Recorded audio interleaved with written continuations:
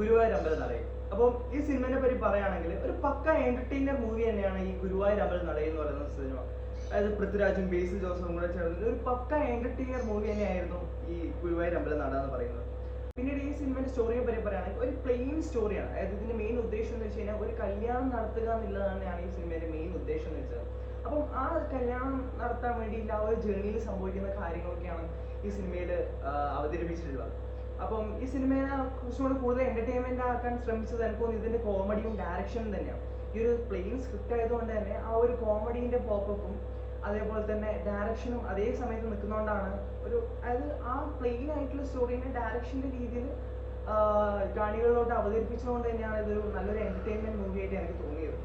പിന്നീട് എനിക്ക് സിനിമ കണ്ടപ്പോൾ തോന്നിയൊരു കാര്യമാണ്, എനിക്ക് തോന്നുന്നു ഒരിക്കൽ പൃഥ്വിരാജ് വിളിച്ചിട്ട് എടാ ബേസിലെ എനിക്ക് ആടുജീവിതമൊക്കെ എടുത്തു കഴിഞ്ഞു, എനിക്ക് ആടുജീവിതം അഭിനയിച്ചു, എനിക്കൊന്നും വയ്യ, എനിക്കൊരു അടിച്ചുപൊളി സിനിമേനെ അടുത്ത് കളിക്കണം, എടാ നീ വരുന്നോ? അപ്പോൾ ബേസിൽ പറഞ്ഞു ആ പൃഥ്വിയായിട്ടാ കോമഡി കളിക്കാനാണെന്ന് ഞാനില്ലേ എന്നിട്ട് രണ്ടാളും കൂടി അവതരിപ്പിച്ച പോലെയാണ് എനിക്ക് തോന്നിയത്.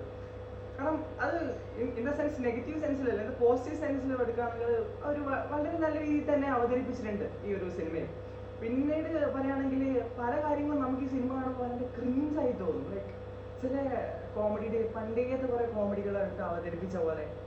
കാരണം ഈ പൃഥ്വിരാജിന്റെ കോമഡി ഡെലിവറിയിൽ നമുക്ക് അറിയുന്നതാണ് ഒരു എന്താ പറയുക വെൽ സ്ക്രിപ്റ്റഡ് ആയിട്ട് പറയുന്ന പോലെ ആ ഒരു അത് കേൾക്കുമ്പോൾ നമുക്ക് വല്ലാണ്ട് ക്രിഞ്ച് ഫീൽ ചെയ്യും. ലൈക്ക് എന്താ പറയുക ഈ ക്രിഞ്ച് മെഴുവി എന്നെല്ലാം പറയില്ല, ലൈക്ക് അതുപോലെയാണ് എനിക്ക് ഫീൽ ചെയ്തത് പേഴ്സണലി. ഭയങ്കര ചില ഡയലോഗ് ഡെലിവറി ആയാലും ചില കോമഡി ആയാലും ഭയങ്കര ക്രിഞ്ചായിട്ട് തോന്നും. പക്ഷെ ആ ക്രിഞ്ചായിട്ട് തോന്നുന്നത് നമ്മളോട്ട് തോന്നുമ്പോൾ വളരെ നല്ലൊരു കോമഡി ആയിട്ട് തോന്നുന്നുണ്ട്. പല ക്ലീശ കാര്യങ്ങളായാലും ആ ഒരു ബേസിലിന്റെ കോമഡിയെ പറ്റി നമുക്കറിയാം, പൃഥ്വിരാജിന്റെ അറിയാം. അപ്പം അവരെല്ലാം കൂടെ ഒരു മിക്സായി വരുമ്പോൾ ആ ഒരു ക്രിഞ്ച് പ്ലസ് കോമഡി ഒരു പ്രത്യേക എന്റർടൈൻമെന്റ് ആയിരുന്നു എന്നെ സംബന്ധിച്ച്. അതായത് എൻ്റെ പ്രമാണവരെ സംബന്ധിച്ചും അങ്ങനെയൊക്കെ തന്നെ ആയിരുന്നു.